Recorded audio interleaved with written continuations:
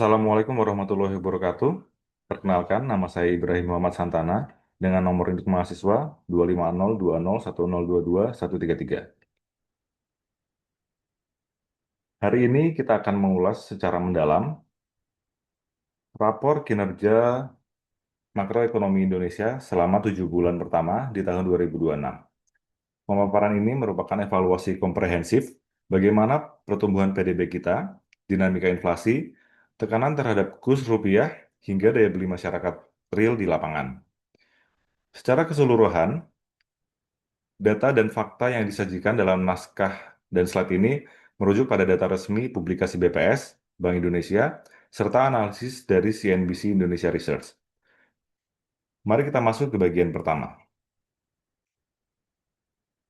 Di bagian pertama ini, mengambil fokus pada ketahanan dan pertumbuhan produk domestik bruto atau PDB. Di sini, kita akan melihat sejauh mana perekonomian nasional mampu bertahan dan mesin-mesin pertumbuhan apa saja yang menjadi pendorong utama ekonomi Indonesia di paruh pertama tahun 2026 ini. Mari kita cermati capaian positif pertumbuhan PDB kita. Berdasarkan data BPS, perekonomian Indonesia pada kuartal 1 2026 mencatatkan pertumbuhan yang sangat solid di angka 5,61% secara tahunan year on year. Capaian ini menunjukkan akselerasi yang signifikan dibanding kuartal 1 2025 yang saat itu tumbuh 4,87%.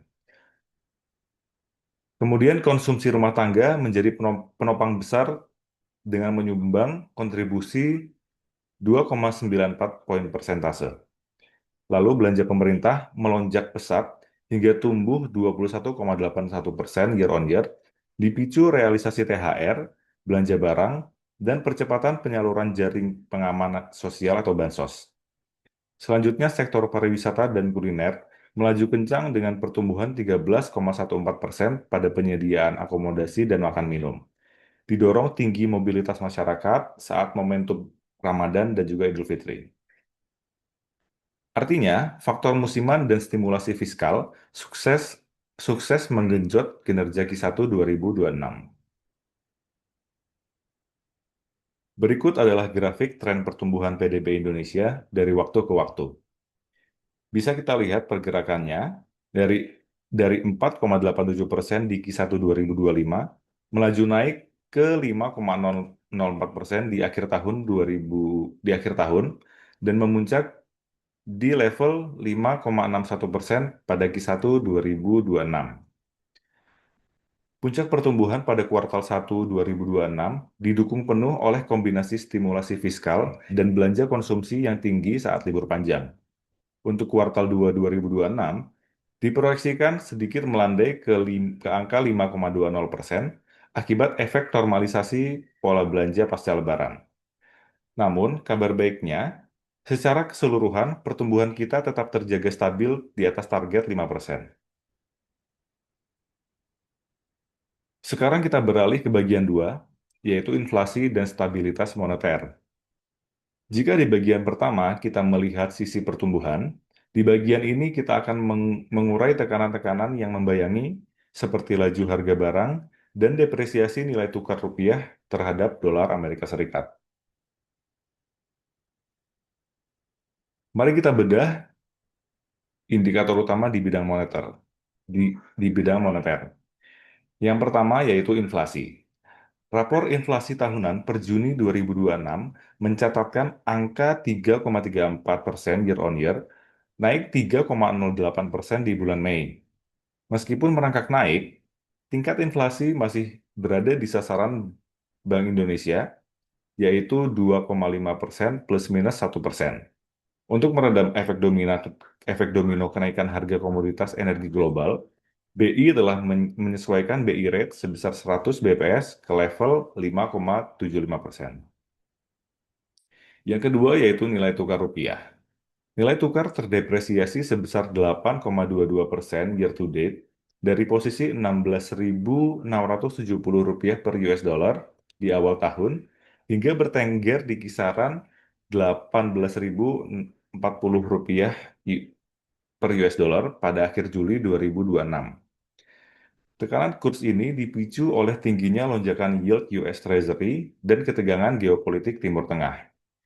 Meskipun menembus angka historis, depresiasi ini berjalan secara bertahap sehingga belum dikategorikan sebagai krisis mata uang, namun tetap menuntut kewaspadaan ekstra. Selanjutnya kita masuk ke bagian ketiga, yaitu sentimen dan konsumsi domestik. Di bagian ini kita mengukur kondisi real daya beli masyarakat sehari-hari melalui indeks keyakinan konsumen atau IKK dan pergerakan penjualan eceran. Indeks keyakinan konsumen atau IKK pada bulan Juni 2026 berada di level 117,8. Secara teknis, angka di atas 100 menunjukkan konsumen masih di zona optimistis. Namun, tren penurunannya patut diwaspadai, yaitu turun berturut-turut dari 127,0 di Januari ke 120,9 di Mei, hingga 117,8 di Juni. Dampaknya terlihat langsung pada penjualan eceran. Indeks penjualan real atau IPR Mei 2026 terkontraksi minus 3,9% year on year dan diperkirakan berlanjut kontraksi minus 4,4% year on year di bulan Juni.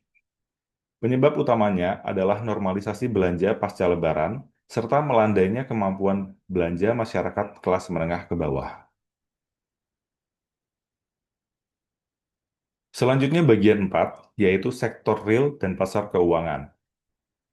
Mari kita rangkum bagaimana performa manufaktur, kondisi neraca perdagangan luar negeri, pergerakan pasar saham atau IHSG, serta efektivitas penyerapan APBN 2026.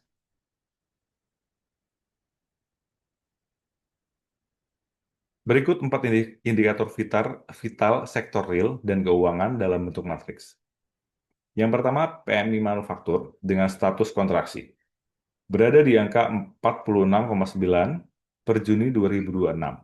Rata-rata Q2 sebesar 48,7. Angka di bawah 50 menandakan industri manufaktur masuk ke zona kontraksi akibat penurunan pesanan baru. Yang kedua, neraca perdagangan dengan status waspada. Mencatat defisit sebesar 1,6 miliar US dollar pada bulan Mei dan 450 juta US dollar pada Juni. Hal ini dipicu oleh lonjakan impor barang yang tumbuh 34,27% year on year, melampaui laju ekspor kita. Selanjutnya yaitu pasar saham atau IHSG dengan status pemulihan. Meskipun secara year to date masih minus 28,04%, pasar saham mengalami rebound tajam sebesar plus 10,25% di bulan Juli, bangkit dari titik terendahnya di level 5.317 pada awal Juni. Selanjutnya, realisasi APBN dengan status solid.